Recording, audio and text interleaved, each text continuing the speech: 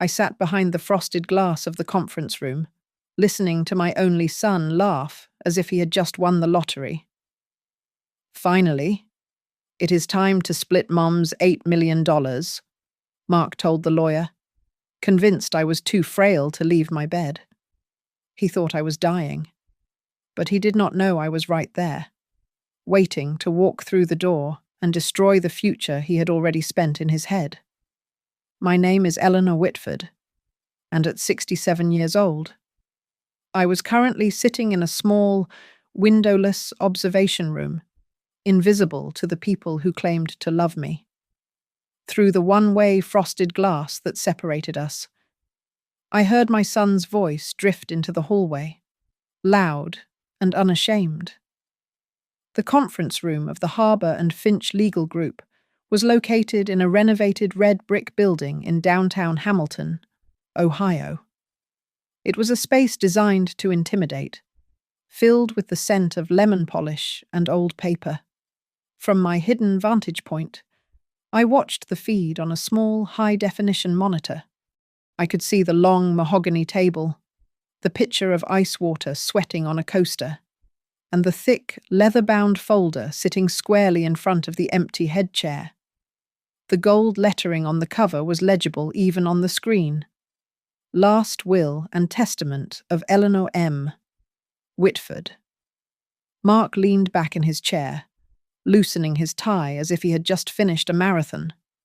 Beside him sat Sabrina, his wife of 4 years. She was already typing on her phone, her thumb moving with frantic speed. On the screen, I saw her lean in close to Mark.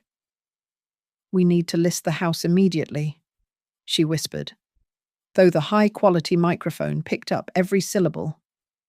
"Once the funds clear, we move everything into the private investment accounts we talked about, before the tax implications hit." Ava Morales, the young attorney I had hired 6 months ago, sat opposite them. She adjusted her glasses, her face a mask of professional neutrality. "Before we begin," Ava said, her voice steady, "I must inform you that, per the request of Mrs. Eleanor Whitford, this reading is being fully video recorded for legal purposes." Neither Mark nor Sabrina flinched. They were too focused on the prize to notice the predator circling the perimeter. I waited for the familiar sting of betrayal, the crushing weight in my chest that had sent me to the emergency room months ago. It did not come. Instead, my heart beat with a slow, steady rhythm.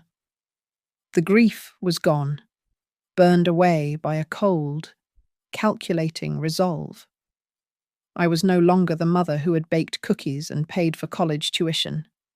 I was a woman who had spent 40 years in the cutthroat logistics industry, and I had spent the last half-year preparing for this exact moment.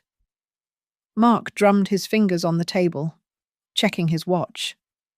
"Look," he said, cutting off Ava as she opened the file. "Is my mother actually coming, I mean? Surely she is too weak to handle this sort of thing. Can't we just sign the papers and let her rest?" He said it with such practiced concern, yet I knew he was simply eager to sign the death certificate of my autonomy.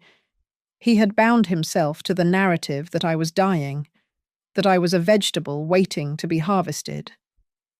Ava ignored his rudeness. She began to read from the document the specific version of the will that Mark believed was still active. The estate, with a total net worth estimated at approximately $8 million, including the Maple Crest property and diverse stock holdings. I saw Sabrina's eyes widen. It was the look of a starving animal seeing fresh meat. She squeezed Mark's hand, her nails digging into his skin. I looked down at my phone. I still had the text message Mark had sent me last week. "Mum, you should just focus on resting. Don't worry about money anymore.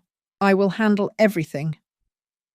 He had meant to comfort a senile old woman. Instead, He had handed me the shovel to dig his grave. He believed he had won. He believed I was feeble, confused, and fading away. That belief was the final lock on the trap I had built. Ava suddenly stopped reading mid-sentence. She closed the folder with a sharp snap that echoed in the silence of the room. Mark frowned. "Why did you stop?" he asked, irritation creeping into his tone. Ava looked up, her eyes locking onto the camera lens where she knew I was watching. "Before we continue," she said, her voice dropping an octave, "per the explicit instruction of the testator, I must invite one more person into the room." I stood up. My knees did not shake. I smoothed down the front of my blazer and placed my hand on the brass doorknob. Mark thought he was splitting $8 million today. He was about to find out that the only thing getting split was his reality. I turned the handle. To understand how I arrived at that conference room door, you must first understand that I did not inherit my life. I carved it out of the bedrock of the Midwest with my own 2 hands. I was the daughter of hard-headed Irish-German farmers just outside of Columbus, raised to believe that rest was a sin and silence was a virtue. When I left home at 19, I had exactly $300 in my pocket and a bus ticket to Chicago. I did not have a plan. But I had a terror of dying in the same cornfields where I was born. For 35 years, I gave my blood and bone to Veleric freight lines. It was not glamorous work. I started as a payroll clerk who checked the mileage logs of truck drivers, and I ended as the vice president of finance. I was the woman who turned off the lights in the office long after the CEO had gone home to his warm dinner. When the company merged and went public, I cashed out my stock options. That $8 million was not a lottery win. It was thousands of missed dinners, skipped holidays, and nights spent staring at spreadsheets until my eyes burned. My husband, Daniel, was the only one who softened the edges of my ambition. He was a quiet man, a high school history teacher who never cared about the size of our bank account. I remember him holding my hand one night when I was stressing over a quarterly report. "Eleanor," he had said, his voice low and steady, "money is only ink on paper. It only has meaning when you use it to protect the people you love." When he died of a massive stroke 5 years ago, the house became a mausoleum. I had the money to protect him, but I could not buy him more time. That left Mark. My son was intelligent, charming, and utterly suffocated by me. I knew this. He grew up in the shadow of a mother who ran a household like a logistics corporation. I was critical when I should have been kind. I demanded perfection because the world had demanded it of me. Mark became a real estate agent in Atlanta, not because he loved houses, but because it was 600 miles away from my watchful eye. "I just need space to breathe. Mum," he had told me when he moved, "I need to know I can make it without your safety net." I respected that, or I thought I did. But then came Sabrina. She was 8 years younger than Mark, a woman who described herself as a lifestyle consultant on social media. The first time Mark brought her home for Thanksgiving, she walked into my foyer and scanned the room like an appraiser. She did not look at the family photos. She looked at the crown molding and the antique vase on the mantel. Dinner conversations shifted. In the past, Mark and I would argue about politics or sports. With Sabrina at the table, the questions became surgical. "So, Eleanor?" Sabrina asked one evening, swirling her wine. "Does your life insurance policy have a cash value component, or is it strictly a death benefit?" I paused, my fork hovering over my roast beef. That is a dry subject for a holiday dinner. Sabrina. Oh, I am just thinking about efficiency, she said, flashing a smile that did not reach her eyes. Mark says you have diverse holdings. It must be a headache to manage alone. I told myself I was being a paranoid old woman. I told myself that she was just practical, that this generation spoke about money more openly than mine. 10 years ago, I had written a simple will leaving everything to Mark. It was the standard act of a mother who believed in the natural order of things. I believed that a son would always love his mother as fiercely as she loved him. That belief began to fracture 6 months ago.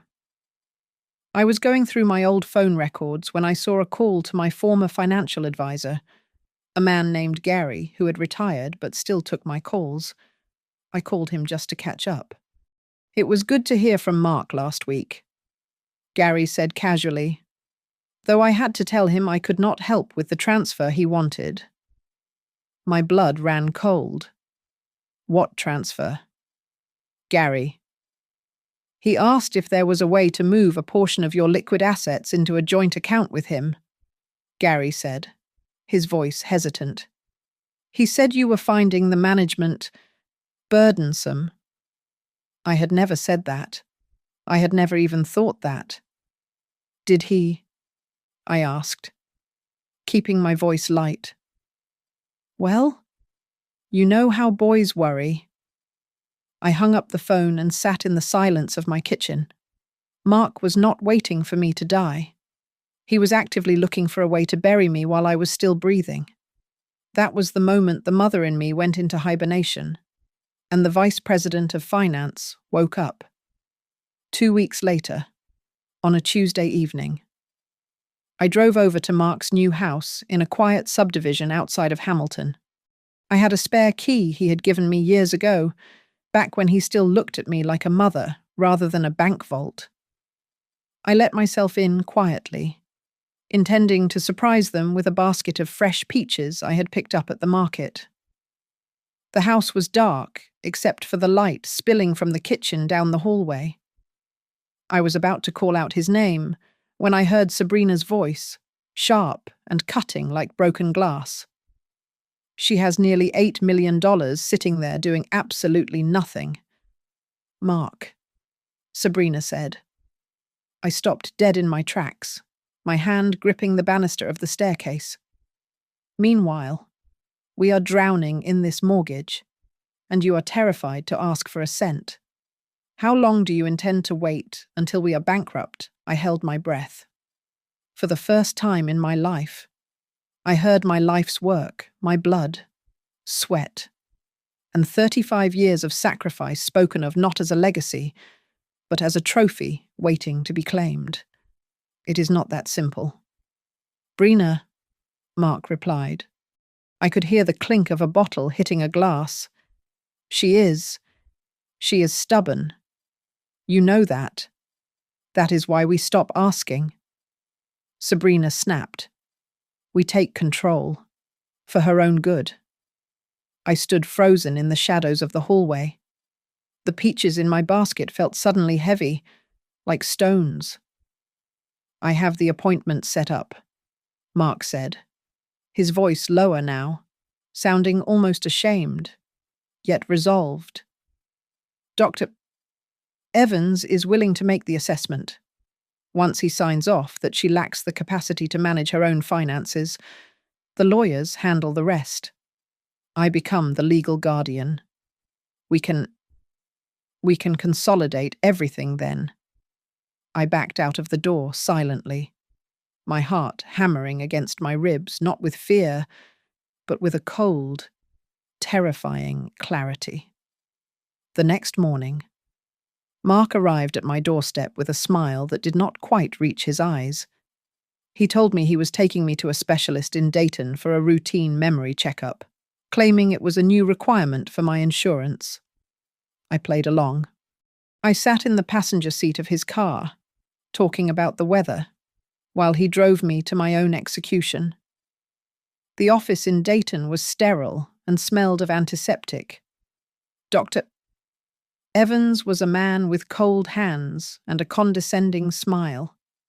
He did not ask me about my physical health. Instead, he asked leading questions designed to trap me. Do you often forget where you put your keys? Eleanor, he asked, pen hovering over his clipboard.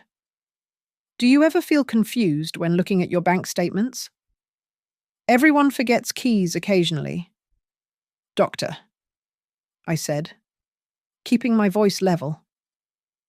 I leaned forward to place my purse on his desk and let my eyes sweep over the file folder lying open in front of him. The label was upside down, but 35 years of reading invoices from across a desk had taught me to read upside down perfectly. It did not say routine checkup. It read Guardianship Evaluation Whitford, Eleanor M. I felt a wave of nausea, but I swallowed it down. I smiled at the doctor, answered his trick questions with vague pleasantries, and walked out of that office holding my son's arm. When Mark dropped me off at home, saying he had to rush to a showing, I went straight to my study. I locked the door. My hands were trembling, but I forced them to be steady as I opened my laptop. I logged into my email and searched the trash folder. There it was. A notification from my bank regarding a request to add a secondary authorized user. Mark must have accessed my computer when I was in the garden last week and deleted the alert. I opened the attachment. It was a form authorizing Mark Whitford as a joint owner of my primary checking account. At the bottom was my signature. It was a good forgery, but the loop on the E was slightly too wide. He had practiced, but not enough. My chest tightened, making it hard to breathe. I navigated to the county court portal, a site I knew well from my days handling corporate compliance. I typed in the case search bar, Whitford, Mark. The result popped up instantly. In re, the guardianship of Eleanor M. Whitford. The filing date was 3 days ago. I opened the petition and read the description of the proposed ward me. The document described a woman who was suffering from significant cognitive decline, who was easily manipulated, and no longer capable of managing complex assets. But the final blow came when I found a drafted document in a shared cloud folder Mark had foolishly synced to the family network. It was a new will. It was dated for next week. It revoked all previous testaments and transferred the bulk of my estate to Mark and Sabrina, with a clause allocating funds for future business ventures. I sat alone in my 3-bedroom brick house in Maple Crest. The silence of the room was deafening. I looked at the family photos on the bookshelf, Mark at his graduation, Mark at his wedding, Mark smiling with his arm around me. I realized then that my son was not waiting for nature to take its course. He was not waiting for cancer or a stroke to take me. He was actively building a coffin out of legal documents. He intended to bury me while I was still alive, stripping me of my rights, my money, and my dignity, all so he could live the life he thought he deserved. I closed the laptop. I did not cry. The time for tears was over. I reached out to Caleb Ortiz the very next morning. Caleb was an old shark from my days in the logistics industry, a corporate litigator who had pivoted to elder law and estate planning after his own mother went through a messy probate battle. He was a partner at the Harbour and Finch Legal Group, a small but viciously effective firm near the county courthouse. We met at a coffee shop 3 blocks from his office, a place where the noise of the espresso machine provided enough cover for a private conversation. I did not cry. I did not tremble. I did. I simply slid the manila envelope across the table. Inside were printouts of the guardianship petition, the email alerts about the bank account access, and the digital copy of the forged signature. Caleb put on his reading glasses. He read in silence for 10 minutes, when he finally looked up. His face was grim. "Eleanor," he said, his voice low and dangerous. This is textbook financial exploitation. He is building a case for incapacity. If he gets a judge to sign off on that guardianship, you lose everything. Your checkbook, your passport, your right to vote. It all goes to him." "I know," I said, taking a sip of my black coffee. "He thinks I am a senile old woman who can be shuffled off to a home while he plays venture capitalist with my retirement. I want to stop him. Caleb. But I do not just want to stop him. I want to make sure he can never do this to anyone else." Caleb nodded slowly. He tapped a finger on the table. "Then we do not scream. We do not fight him openly. Not yet. As long as you are lucid and clearly, you are sharper than most people half your age, we have the advantage. But we need to document everything. We are going to let him dig his own hole." That afternoon, the counter-offensive began. We designed a strategy that relied on my ability to act the part of the frail, confused mother Mark wanted me to be. I would feign memory lapses. I would ask him to handle small tasks. I would let him believe his plan was working. Meanwhile, Caleb and I went to work on the paperwork. First, we established an irrevocable trust called the Whitford Foundation for Elder Justice. I transferred the vast majority of my liquid asset stocks, bonds, and the proceeds from my corporate buyout into this entity. The bylaws were ironclad. The money was locked away, dedicated to legal defense funds for abused seniors. Mark could not touch a dime of it, even if he managed to get guardianship tomorrow. Next came the will. Caleb introduced me to his junior associate, Ava Morales, the sharp young woman who would eventually conduct the reading. We drafted 2 documents. The first was the real last will and testament, which left Mark exactly $1 and detailed the existence of the trust. The second was a decoy, a draft that looked almost identical to my 10-year-old will, leaving everything to my beloved son. I left the decoy in my desk drawer, buried under some old knitting patterns, exactly where a snooping son would look. "He needs to feel safe," Caleb told me. "If he thinks he is the sole heir, he will get sloppy. He will get greedy." To bulletproof my sanity against Mark's hired doctor, Caleb sent me to Dr. Nora Klein, a forensic psychiatrist with a reputation for being unbribable. We spent 4 hours together. She recorded the entire session. I took cognitive tests, discussed current events, and explained complex financial derivatives. When we were done, she handed me a sealed report. "This creates a baseline," Dr. Klein said. "If anyone tries to claim you are incompetent in court, this video will destroy them." The final piece of the trap was surveillance. I hired a smart home installation crew recommended by the firm. I told Mark that after the scare about my memory, I wanted a new security system to feel safe living alone. "That is a great idea, Mom," Mark had said over the phone, sounding relieved that I was taking initiative to protect the house he thought was already his. "Get the best one." I did. I installed high-resolution cameras with audio recording capabilities in the living room, the kitchen, and the hallway. I placed them in plain sight. But I did not tell him that they recorded to a private cloud server that only Caleb could access.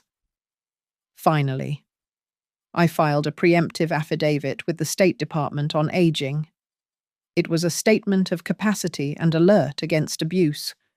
It meant that if Mark tried to file emergency guardianship papers, the court system would flag his request immediately and trigger an investigation rather than a rubber stamp approval. I returned to my quiet house that evening. I sat in my armchair, the same one where I used to read Mark bedtime stories about knights and dragons. I looked directly into the lens of the new camera on the bookshelf. "Come on then."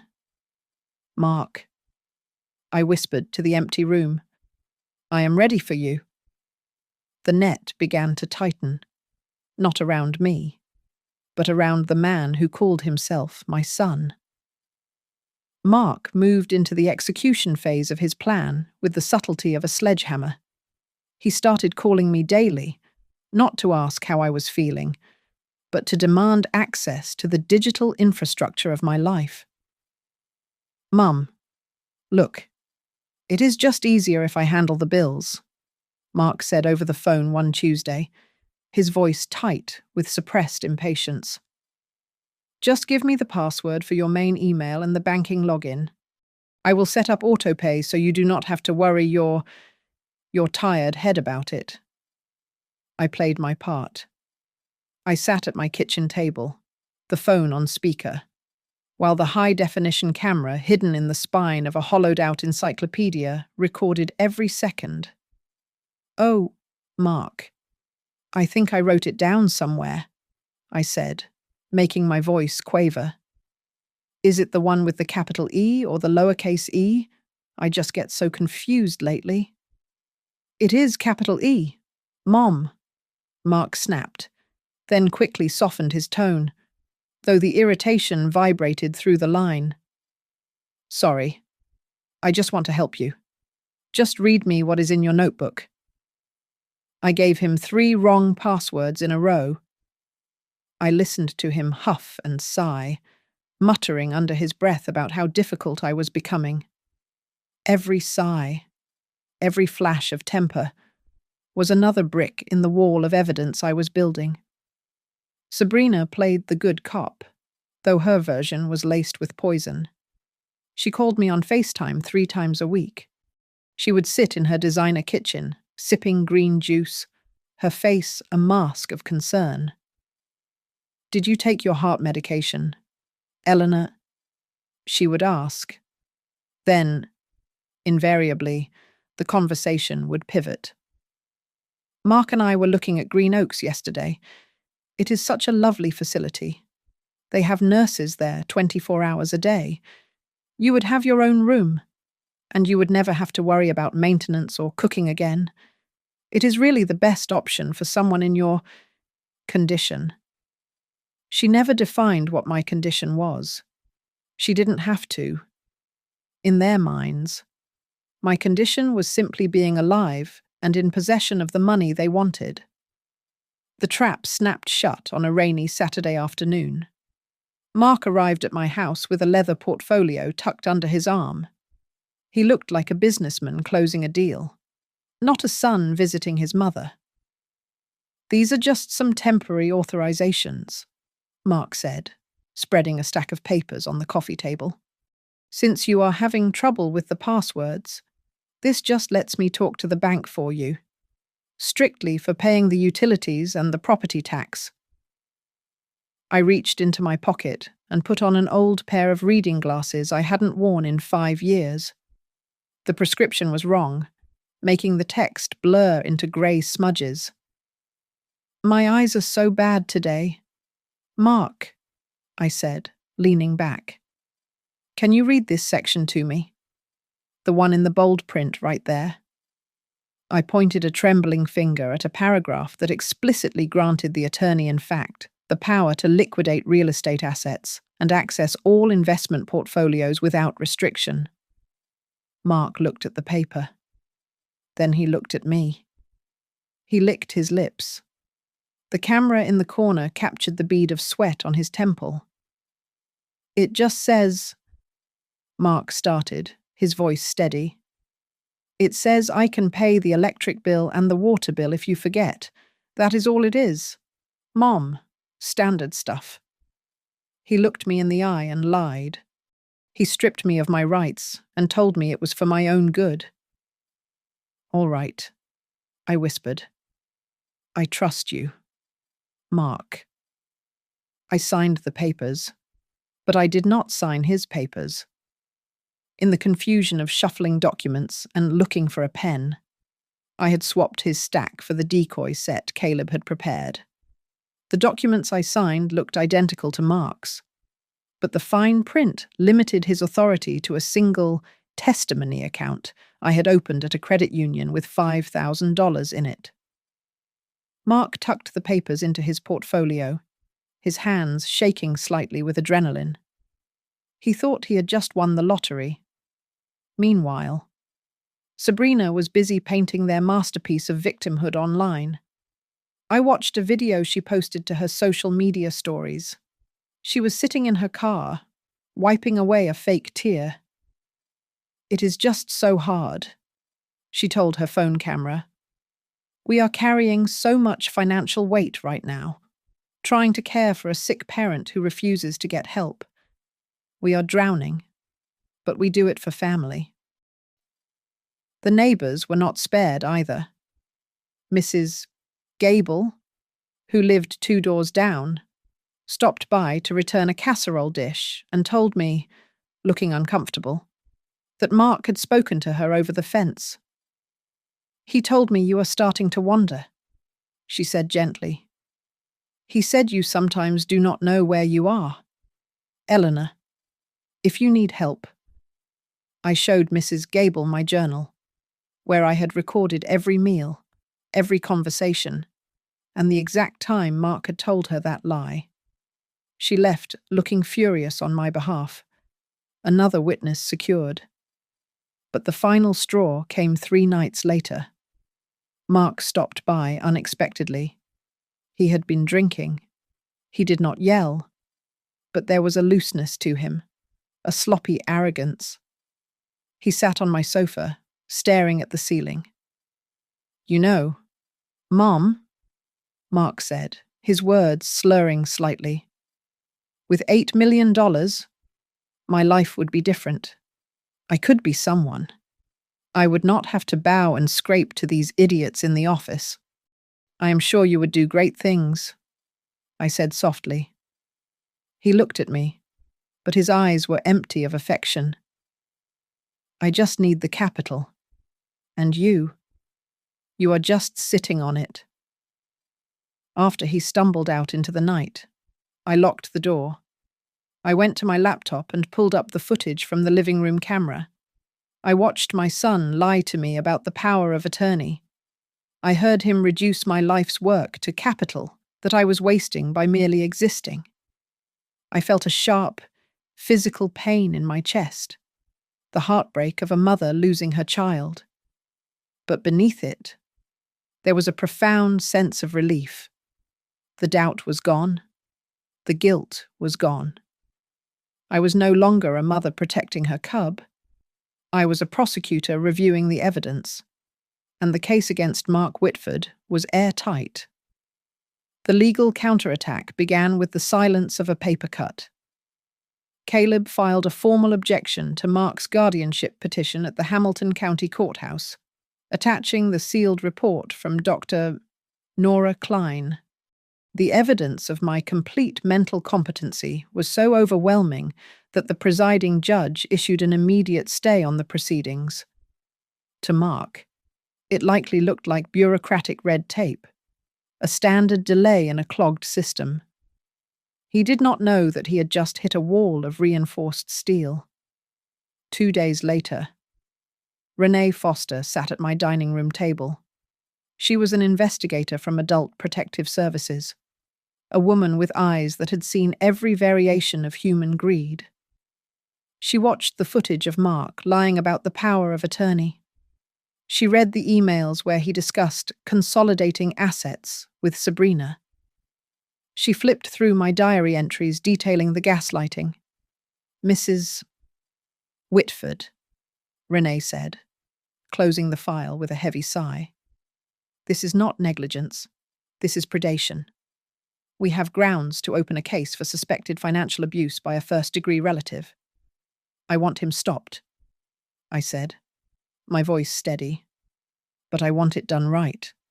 "Then we need to give him enough rope," Renee replied, leaning forward. I am proposing a 30-day surveillance operation. We let Mark and his wife believe everything is proceeding according to their plan. We monitor every transaction. If he moves 1 cent for personal use, we nail him. I agreed. The trap was set. During those 30 days, the tension in my house was suffocating. I had to play the fool while my son played the thief. Mark, emboldened by the signed power of attorney documents, which he still believed gave him access to my entire estate, made his move. He logged into the test account at the credit union, the one containing only $5,000, which he believed was my primary liquid operating fund. I received the alert on my phone in real time. Mark initiated a transfer of $4,500 directly into a joint account he shared with Sabrina. He did not use it to pay my property tax. He did not use it for my medical bills. The memo line on the transfer simply read, "Reimbursement. The bank, acting on Caleb's prior instructions, processed the transaction to establish the crime, but immediately flagged it for the compliance department." They also captured the audio of a call Mark made to customer service to authorize the external link. Yeah. My mother finally gave me the reins. Mark had told the representative, his voice thick with arrogance. She is not all there anymore. It is a relief to finally get these accounts sorted. A week later, I sat in a conference room with Renee, a bank fraud specialist, and an assistant district attorney named Mr. Henderson. The mood was grave. Mrs. Whitford, Mr. Henderson said, tapping a pen on the stack of evidence. Between the forgery, the fraudulent guardianship filing, and now this documented embezzlement, we have enough to bring charges for financial exploitation of the elderly and document fraud. We can arrest him tomorrow. I looked at the men who were ready to defend me. They wanted a swift justice. I wanted something more permanent. No, I said. Not yet. If you arrest him now, he will claim it was a misunderstanding. He will claim he was just paying himself back for gas money and groceries. He will cry in front of a jury and say he loves his mother.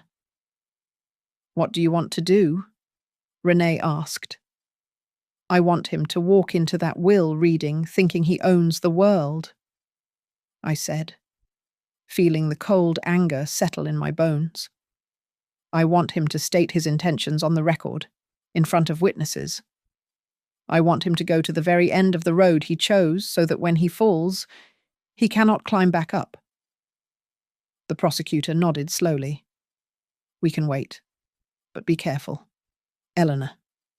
Back at the law office, Ava Morales finalized the new last will and testament. It was a brutal document. Section 4. Ava read aloud, her voice devoid of emotion.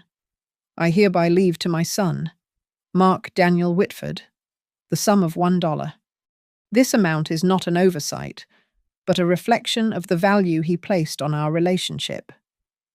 The rest of the estate, the full $8 million, was funneled into the Whitford Foundation for Elder Justice. There was a provision for my 2 grandchildren, but it was locked in a trust until they turned 25, completely shielding the money from their parents' grasp.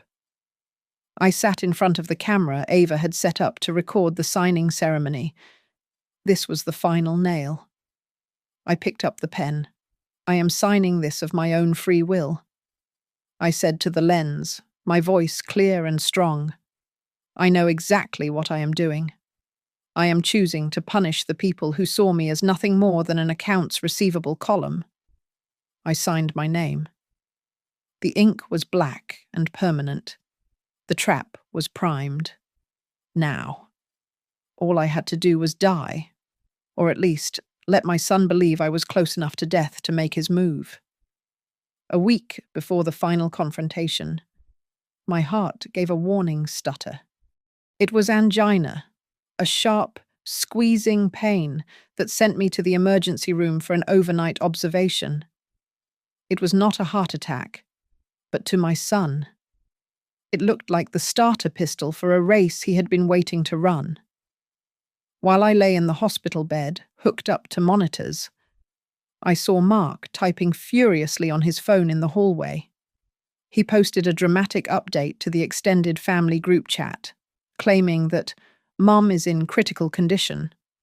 But later, thanks to the spyware I had installed on his phone via a shared family cloud account, I read the text he sent to Sabrina.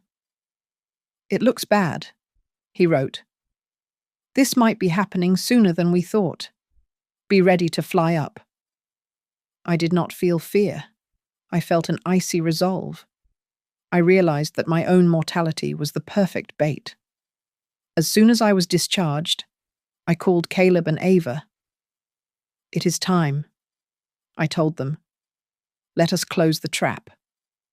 We devised a fiction that was close enough to the truth to be undeniable. Ava sent an official email to Mark and Sabrina, inviting them to the offices of Harbour and Finch for a review of the current testamentary documents and asset transition plan. The wording was deliberately vague. It suggested that I was ready to hand over the keys to the kingdom while I was still warm. To sell the performance, I called Mark that evening. I made sure my voice sounded thin and breathless. "Mark?" I said, pausing to let a ragged breath hiss through the receiver. I am so tired of fighting all this paperwork. I want things to be simple for you. I want to make sure you are taken care of before I cannot do it anymore." "Don't talk like that, Mum," Mark said, though I could hear the excitement vibrating in his throat. "But yes, we should meet with the lawyer. It will give you peace of mind." Behind the scenes, the machinery of justice was grinding into gear. Renee Foster, the investigator from Adult Protective Services, coordinated with the county prosecutor. They arranged for 2 plainclothes police officers to be present at the law firm, stationed in the break room adjacent to the conference area. They would be listening to the live feed, ready to intervene if Mark admitted to the fraud or attempted to coerce me further. We agreed on the choreography. I would not be in the room when the meeting started. Ava would tell them I was resting in the back office, too frail to join immediately. She would start the proceedings, get them comfortable, and get them talking. To ensure Mark's arrogance was at its absolute peak, I sent him a scanned PDF of the decoy will I had left in my desk, the one that still named him as the sole beneficiary of my $8 million. "I found this old copy, Mark," I wrote in the email. "I do not think much has changed, but the lawyer will explain everything." That night, Mark and Sabrina came to stay at my house for the support. They thought I was asleep upstairs. In reality, I was lying in the dark, watching the feed from the patio camera on my iPad. They were sitting by the fire pit, drinking my expensive scotch. They were not mourning the mother who had just been in the hospital. They were doing math. "If we list the house next month, we can probably get 400,000 in this market," Mark said, swirling his glass. "We do not even need to clean it out. We can just sell it as is to an investor." "And the taxes?" Sabrina asked, her face illuminated by the blue light of her phone calculator. "I have a guy in Georgia," Mark replied, laughing softly. "We can funnel a chunk of the liquid cash through that shell company I set up for the consulting business. We will call it Startup Capital. It is cleaner that way." $8 million, Sabrina whispered, leaning back and looking at the stars. "I can finally quit that stupid consulting gig. We can buy the lake house." "It is our freedom ticket, babe," Mark said, clinking his glass against hers. "We just have to get through tomorrow." I took off my headphones. I lay in the silence of my room, staring at the ceiling fan, freedom ticket. He did not see a legacy, or a life, or a mother. He saw an exit strategy from his own mediocrity. I decided then that I would not just sit in the back room and listen. I changed the plan in my head. I would wait. I would wait until the exact moment he felt the most secure, the most triumphant, the most powerful. And then I would walk through that door and watch his world disintegrate.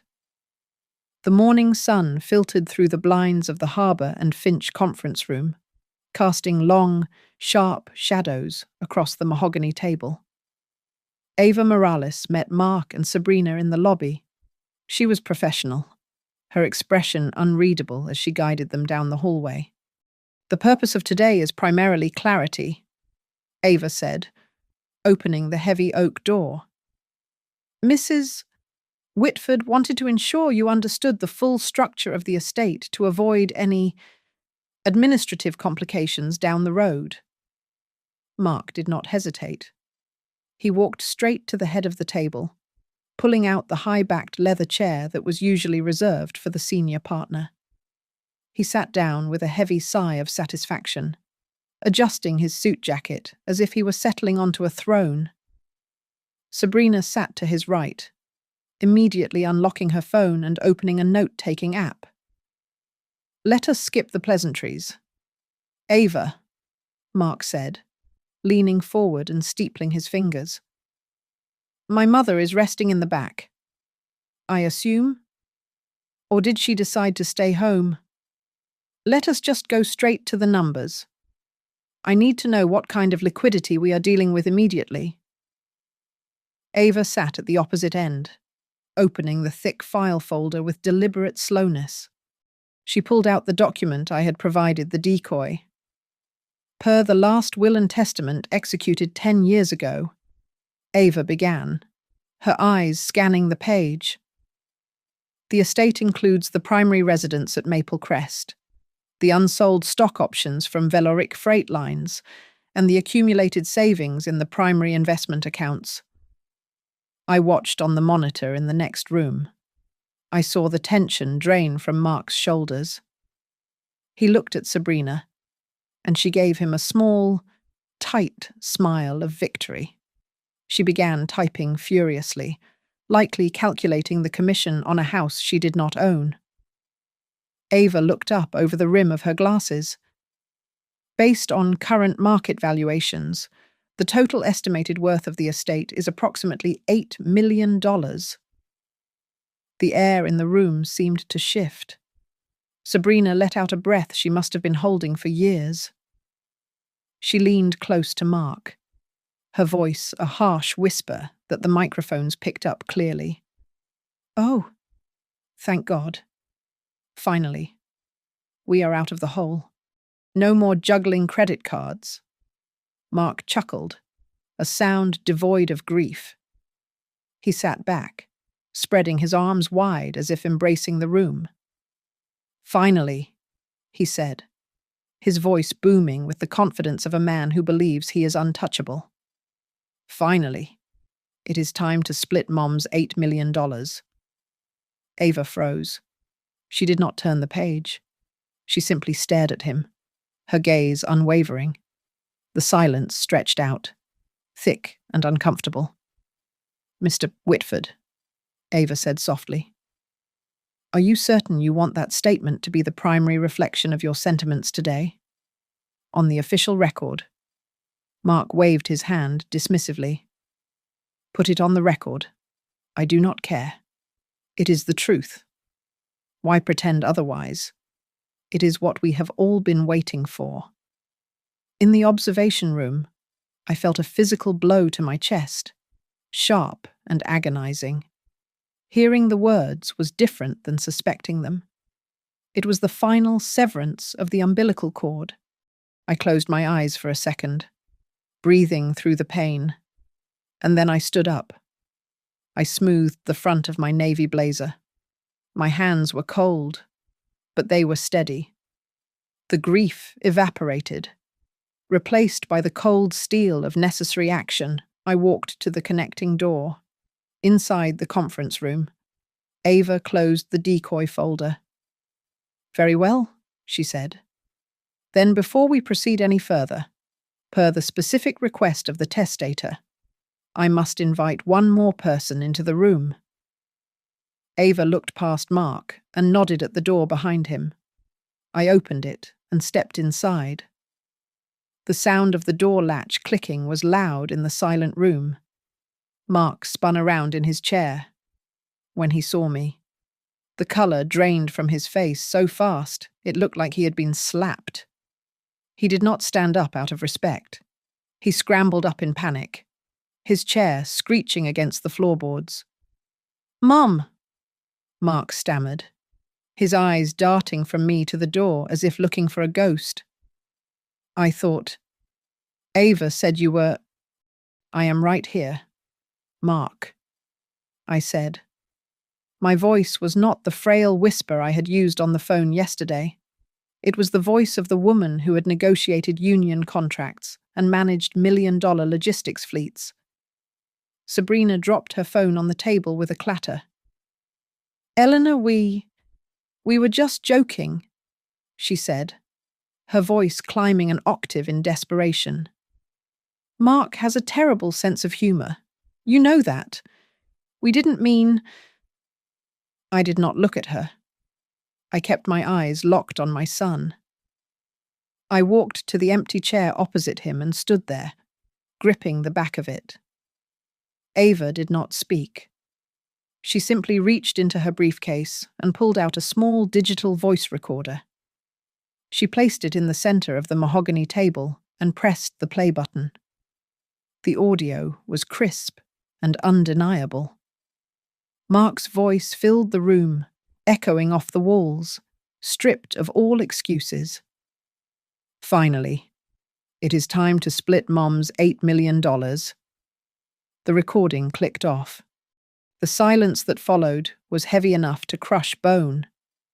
Mark looked at the recorder, then at me, and for the first time, I saw the dawn of true terror in his eyes.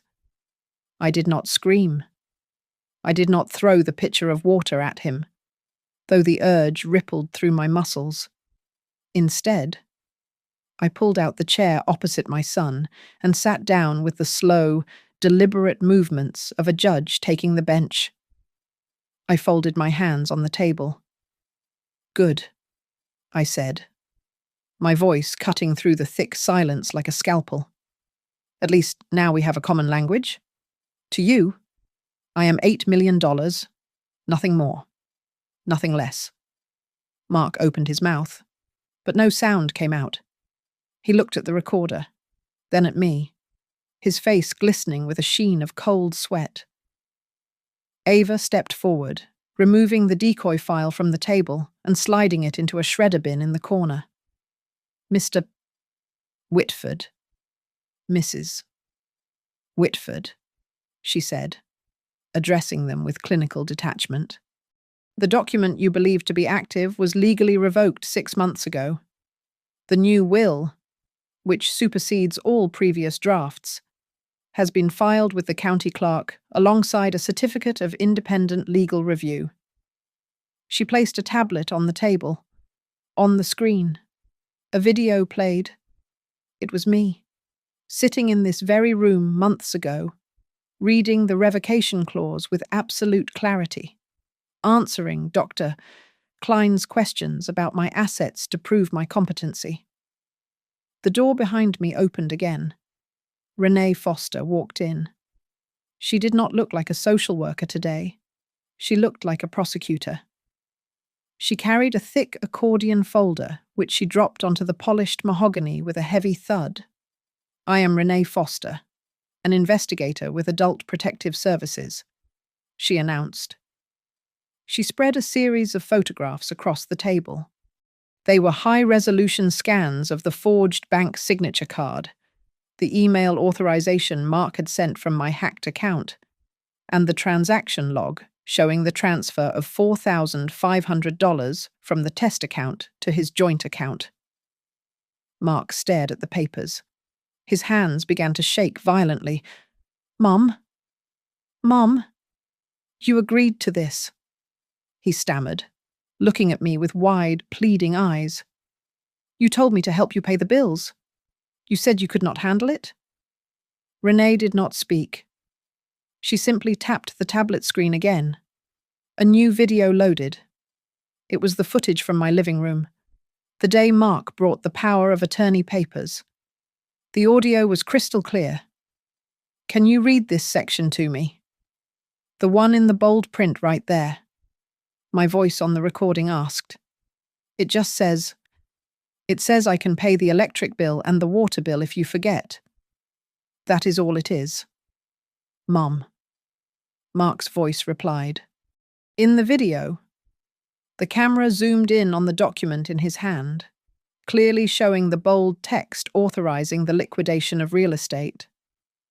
"That is fraud by deception," Renee said flatly. "You knowingly misrepresented a legal document to a vulnerable adult to gain unauthorized control over assets. And since you mailed those documents, it is also mail fraud." Mark slumped back in his chair, the air leaving his lungs in a rush. Ava cleared her throat. "Now, regarding the actual estate distribution," she said, opening the thin blue folder that contained my real will. "To my son, Mark Daniel Whitford, I leave the sum of $1. To his wife, Sabrina, I leave nothing." Sabrina gasped, her hand flying to her mouth.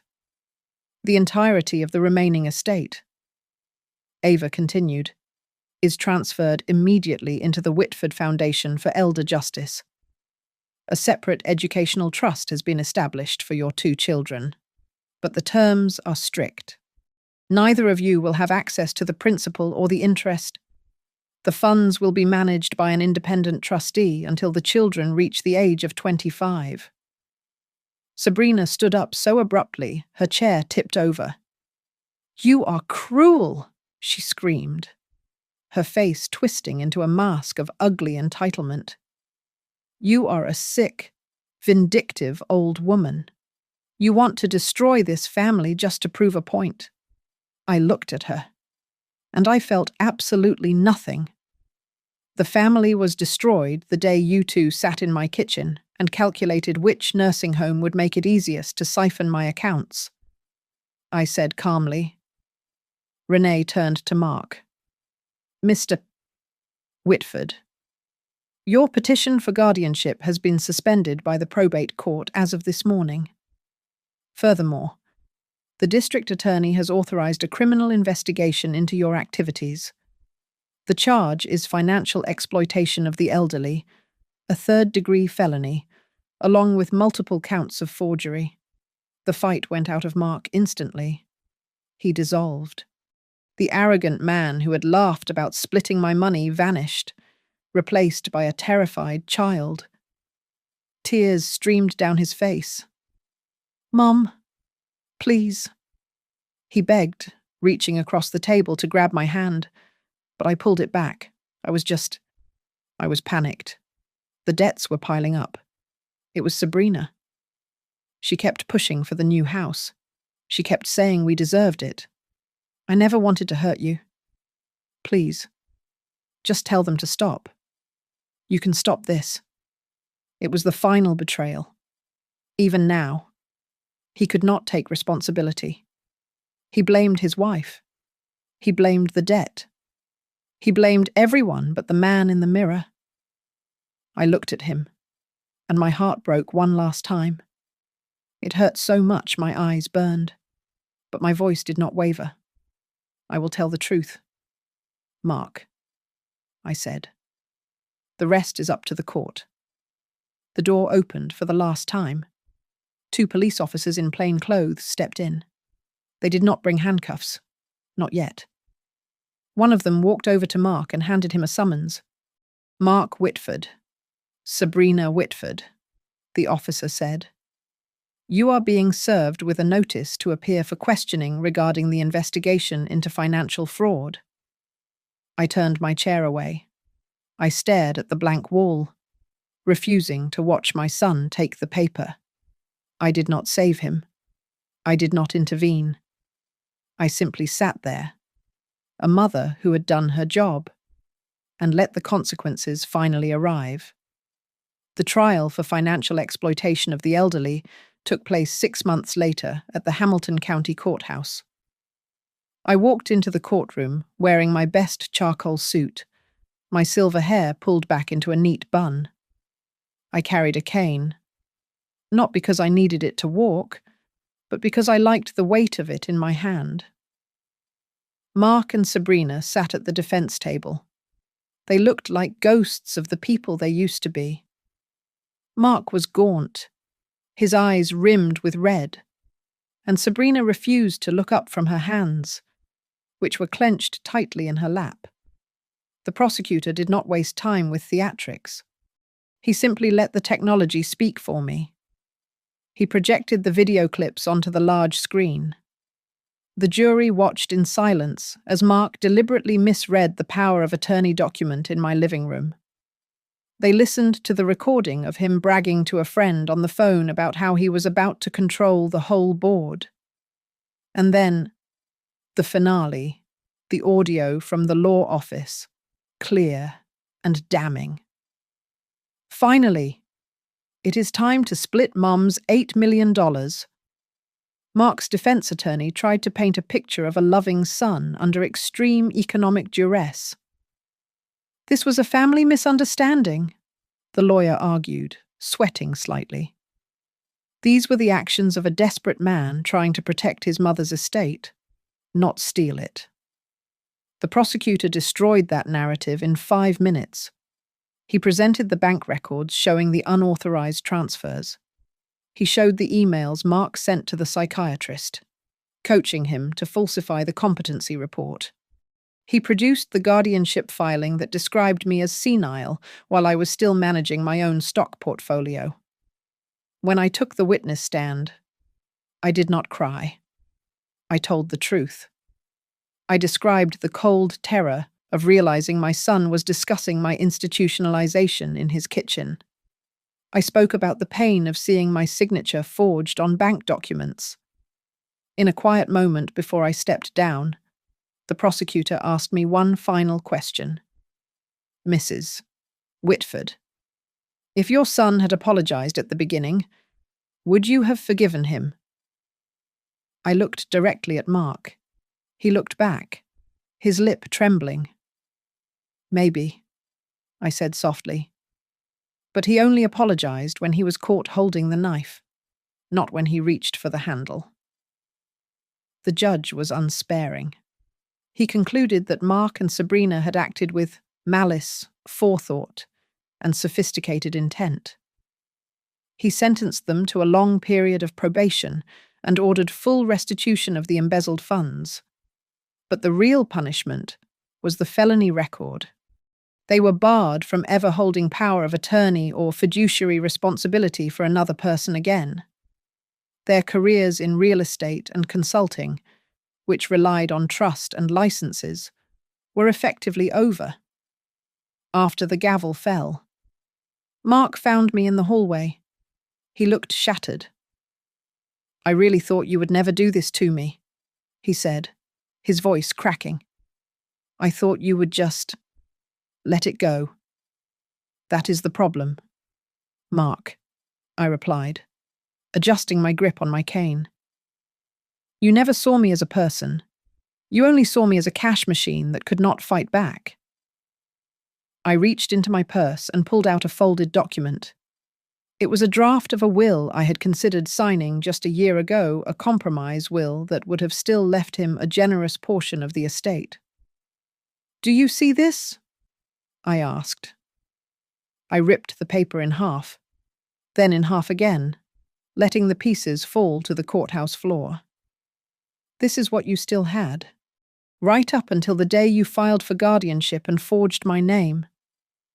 I walked away and did not look back. 2 weeks later, I attended the first board meeting of the Whitford Foundation for Elder Justice.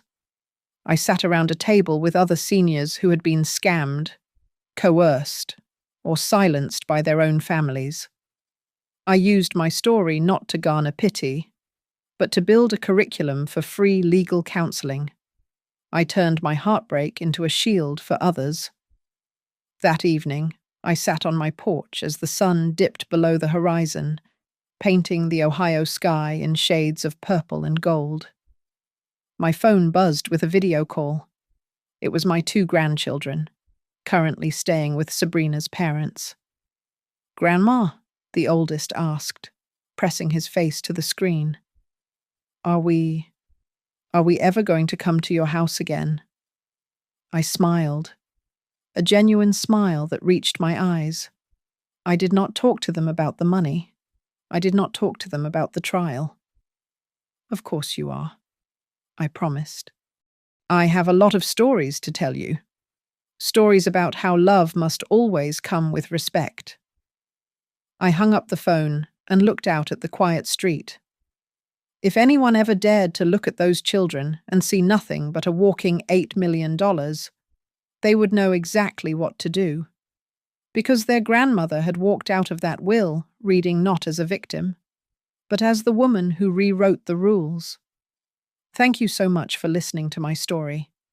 I truly appreciate every single one of you spending time with me today. Please drop a comment down below, letting me know where you are tuning in from. I would love to hear your thoughts on how I handled Mark. And if you enjoyed this diary entry, please make sure to subscribe to Grandma's Family Diary, hit that like button, and smash the hype button to help this story reach even more people.